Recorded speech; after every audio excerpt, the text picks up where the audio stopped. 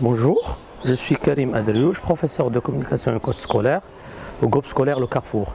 Le programme de formation de cette année consiste à développer chez l'élève un certain nombre de compétences transversales à côté des compétences techniques et spécifiques. On entend par compétences transversales des compétences qui touchent à plusieurs disciplines et matières à la fois.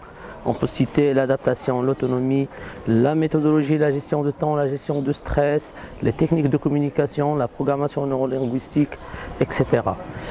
Ce sont des compétences indispensables pour la réussite scolaire, professionnelle et même personnelle. Et là, je donne la parole à mes élèves pour présenter le résultat de leurs recherches et de leurs expériences.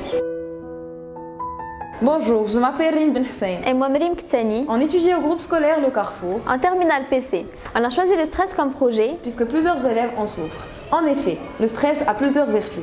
Il nous permet de réagir très vite face à des situations d'alerte. Sans le stress, nous ne pourrions pas nous adapter au changement de notre environnement. Ce n'est pas le stress, mais l'abus de stress qui est dangereux et le fait de ne pas recharger ses batteries qui nous met en risque. Alors Mrim, qu'est-ce que tu peux nous proposer pour pouvoir gérer son stress ? On peut améliorer tous les aspects de la vie en apprenant à gérer notre stress. En effet, certaines approches nous seront utiles face à cette réalité inquiétante. Pour commencer, il faut prendre du temps à rire, faire ce qu'on aime, nous accorder quelques plaisirs personnels. D'autre part, il faut prendre du repos et obtenir le sommeil dont notre corps a besoin pour une hygiène de vie saine. Pour finir, il faut discuter ouvertement de vos problèmes avec vos amis. N'essayez pas d'être parfait et ne vous attendez pas à ce que les gens le soient. Salut tout le monde, je suis Oumaima El Yousfi, étudiante au groupe scolaire Le Carrefour. L'état d'esprit influence beaucoup notre comportement. C'est pour ça que je me suis intéressée à la pensée positive et surtout que je pensais négativement. C'est vrai que nous rencontrons tous des difficultés et nous avons tous des préoccupations. Cependant, il est important de prendre sa vie en main et de la remplir avec tout ce qui est positif. Par conséquent, je vous conseille de vous focaliser plus au côté positif plutôt que de se plaindre et de se fermer sur soi-même. Vaut mieux prendre des résolutions et savoir se poser les bonnes questions. Il faut faire face à ces difficultés pour mieux le surmonter. Soyez optimiste et cessez de vous plaindre.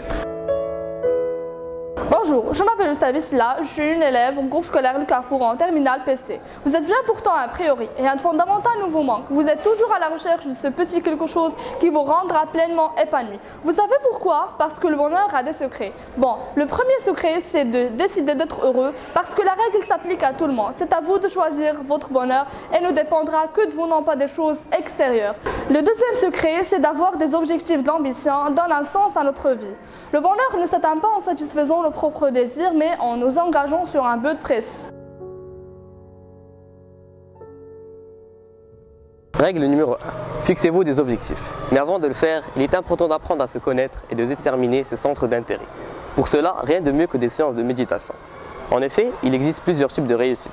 La réussite financière, la réussite artistique, sportive, sociale, etc. Une fois la décision est prise, posez-vous la question « Comment pourrais-je arriver à mes objectifs ?» et répondez à votre interrogation par un plan d'action concret sur le court, moyen et long terme. Règle numéro 2.